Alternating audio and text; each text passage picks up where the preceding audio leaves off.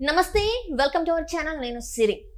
Brother Anil కొన్ని సంచలన వ్యాఖ్యలు అయితే చేశారు తన బావగారైన ఏపీ సీఎం జగన్మోహన్ రెడ్డి గారి మీద.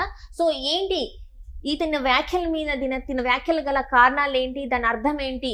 సో ఈ కథకు సంబంధించి మనకు క్లుప్తంగా వివరించడానికి మనతో పాటు ఉన్నారు ప్రముఖ రాజకీయ విశ్లేషకులు కృష్ణకుమార్ గారు. నమస్కారం మేడం. నమస్తే మేడం, మన బ్రదర్ అనిల్ మనకు తెలుసు, వైఎస్ షర్మిల గారి భర్త, కొన్ని వ్యాఖ్యలు అయితే చేయడం జరిగింది.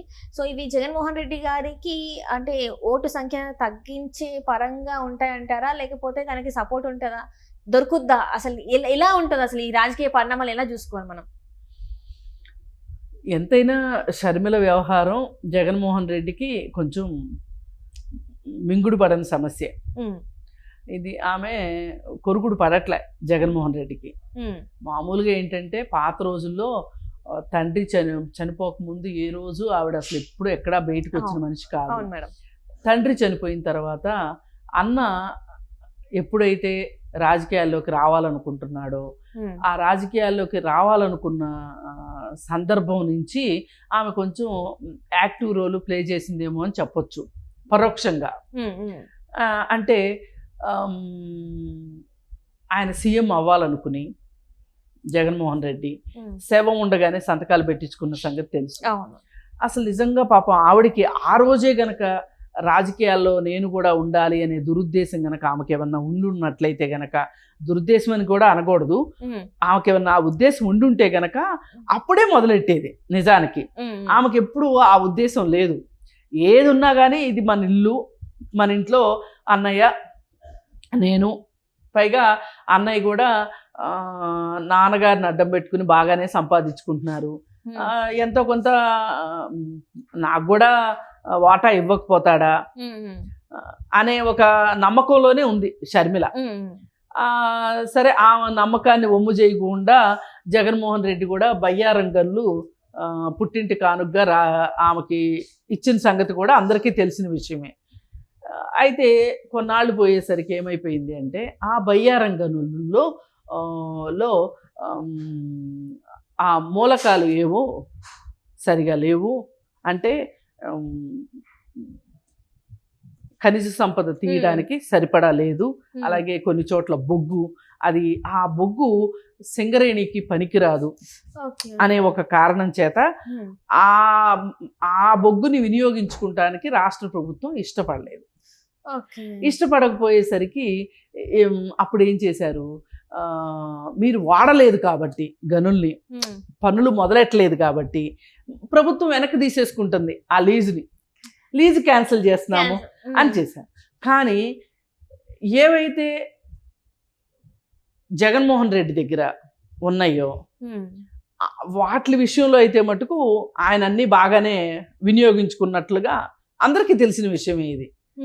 అంటే ఇప్పుడు చాలా మంది పారిశ్రామికవేత్తల దగ్గర నుంచి వైట్ తీసుకోవటము, ఆ తీసుకున్న వైట్ని ఆయన సొంత కంపెనీల్లో వేయించుకోవటము, ఎక్కడో దాకెందుకు ఇందిరా టెలివిజన్స్, ఇప్పుడు సాక్షి పేపర్లో కూడా చాలా మంది పెట్టుబడులు పెట్టారు, వాళ్ళందరూ ఇచ్చారు, షేర్లు కొన్నారు, డబ్బులు చాలా ఎక్కువ రేటు పెట్టి షేర్ కొన్నారు, దానికి ప్రతిఫలంగా ఆయనకి వైట్ ఇచ్చారు జగన్మోహన్ రెడ్డికి. సరే, ఇవన్నీ ఉన్నాయే. ఏ రకంగా చూసినా కానీ నాకు న్యాయం జరగలేదు అనే విషయం షర్మిలకి అర్థం కావటానికి కొంతకాలం పట్టింది. కానీ ఈ మధ్యకాలంలో మరి అన్నకు బాగా సహకరించింది. అన్న జైలుకి వెళ్ళినప్పుడు ఆవిడ పాదయాత్రలు చేయడం, చాలా వరకు సభలు పెట్టడం, మాట చేయడం. అంతకుముందు ఆయన అరెస్ట్ చేసినప్పుడు కూడా అన్నకు అండగా గవర్నర్ దగ్గరికి వెళ్ళి ఫిర్యాదు చేయడం, ఇంట్లో ముగ్గురు ఆడవాళ్ళు, తల్లి, వదిన, చెల్లి, ముగ్గురు బయటకు వచ్చి ఆ కేసు విషయంగా మాట్లాడటము, అంతా ఆమె ఇవ్వవలసిన సహాయ సహకారాలన్నీ పుట్టింటికి ఇచ్చింది ఆమె.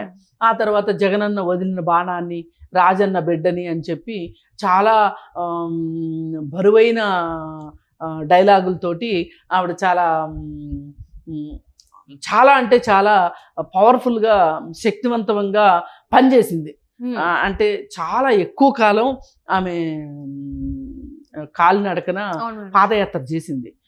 మరి ఇంత చేసిన తర్వాత అన్ని అన్న కోసం చేసిందా, లేకపోతే అన్న వెనకనున్న ఆస్తి కోసం చేసిందా, ఏది ఏమైనా ఆ కుటుంబానికి ఆవిడ చేసింది. ఆవిడ అంత చేస్తున్నప్పుడు కూడా ఎప్పుడు అనిల్ కూడా పెద్దగా వ్యతిరేకించినట్లుగా లేడు, భార్యకి సహకరిస్తూనే వచ్చాడు. మరి ఒక ఫైన్ డే చాలా చాలా మీటింగులు, చాలా చాలా గొడవలు ఇవన్నీ జరిగిన తర్వాత మొండివాడు రాజు కన్నా బలవంతుడు అన్నట్లు జగన్ నేను అందరికన్నా బలవంతుడిని, నేను ఎవరి మాట వినను అని చెప్పి చెల్లెల్ని వదులుకుంటానికి అతను సిద్ధపడ్డాడు తప్పితే అతను ఎక్కడా చెల్లెలు అడిగిన దానికి చేయడానికి అన్న ఎక్కడా సిద్ధపడలే. మనం పాత రక్త సంబంధం సినిమా చూసినట్లు ఆ ఎన్టీఆర్ సావిత్రి సినిమా టైప్ లో లేదు ఇక్కడ. అంటే సినిమాల్లోనే జరిగితే నిజ జీవితంలో జరగవు అన్నట్లుగా నిదర్శనం చూపించారనమాట. ఇంకా ఈవిడ ఢిల్లీ వరకు వెళ్ళిందని తెలిసి వార్తలు ఉన్నాయి, కాంగ్రెస్ పార్టీ దగ్గరికి వెళ్ళిందని. కాంగ్రెస్ పార్టీ దగ్గరికి వెళ్తే వాళ్ళు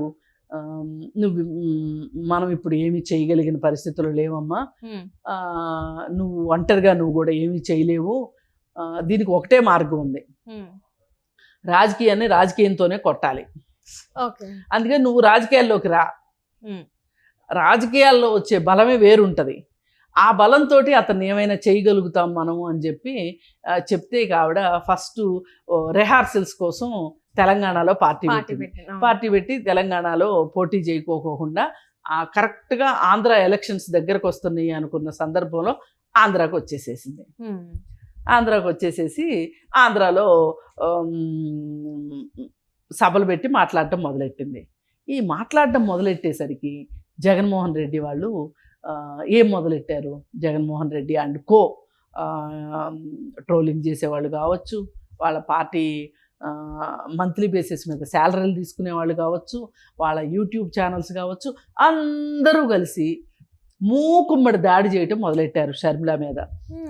అమెరికాలో పంచ్ ప్రభాకర్ అనేవాడు, అలాగే శ్రీరెడ్డి కూడా వాళ్ళ పెయిడ్ ఆర్టిస్టే కదా, వీళ్ళందరూ కలిసి షర్మిల మీద ఎటువంటి నీచమైన దాడి చేయడం మొదలెట్టారంటే, ఎంత పురుషాధిక్యత చూపిస్తున్నారు అంటే, తండ్రి ఇంటి పేరు కూతురు పెట్టుకోవడానికి వీల్లేదు, పెళ్ళైన తర్వాత భర్త ఇంటి పేరే పెట్టుకోవాలి, కులంతో సహా ఇంటి పేరుతో సహా మొత్తం షర్మిలాకి మార్చేసేసి, అమెరికాలో ఉన్నాడు పంచ్ ప్రభాకరు, ఆమె ఇంటి పేరు ఏంటో ఎవరికి తెలియదు, అంటే అనిల్ ఇంటి పేరు ఎవరికి తెలియదు అసలు.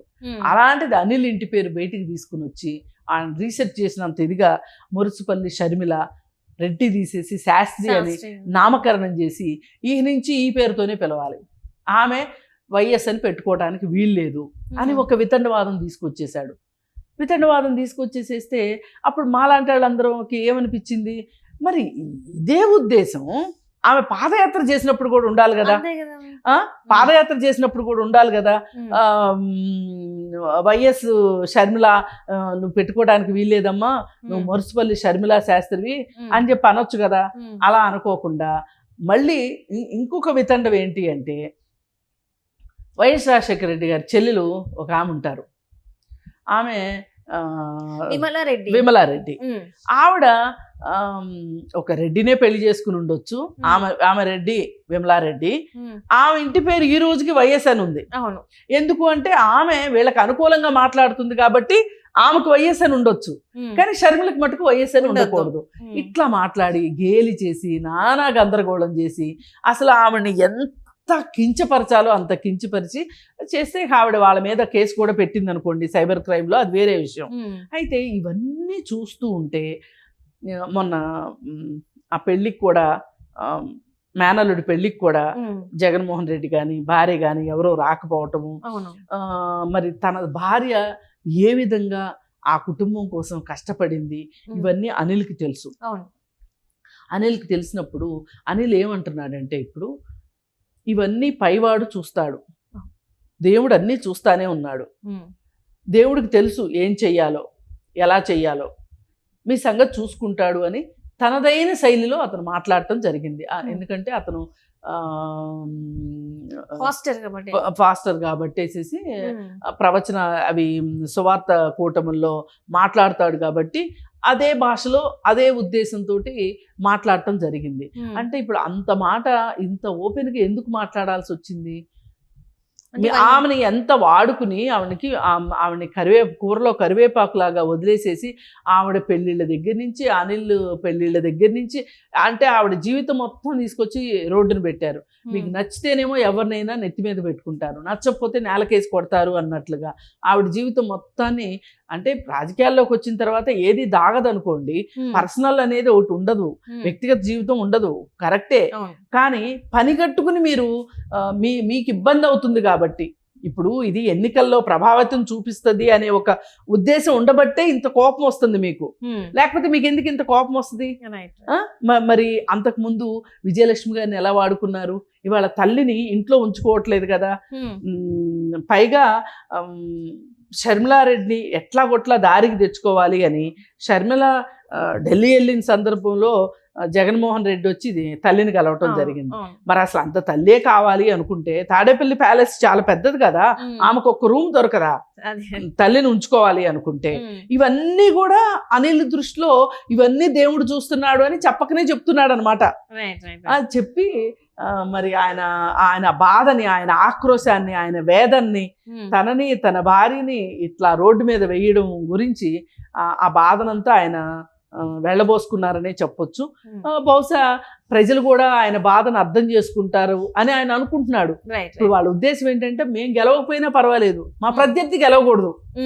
ఇప్పుడు జగన్మోహన్ రెడ్డి గెలవకూడదు, వీళ్ళు గెలిచేంత సత్తాలో వీళ్ళు లేరు, వీళ్ళు కాంగ్రెస్ పార్టీలో చేరారు, మేం గెలవకపోయినా పర్వాలేదు, జగన్మోహన్ రెడ్డి గెలవకూడదు, వీళ్ళ ఉద్దేశం అది. అందుకని ఆ ఉద్దేశంలో అనిల్ వ్యాఖ్యల్ని మనం ఇలా అర్థం చేసుకోవచ్చు. ఏది ఏమైనా వాళ్ళు నష్టపోయాము, ఓడిపోయాము, బాధలో ఉన్నాము అనే ఒక దీనిలో నుంచే ఆ మాటలు మనం చూడొచ్చు. Right thank you so much. Thank you.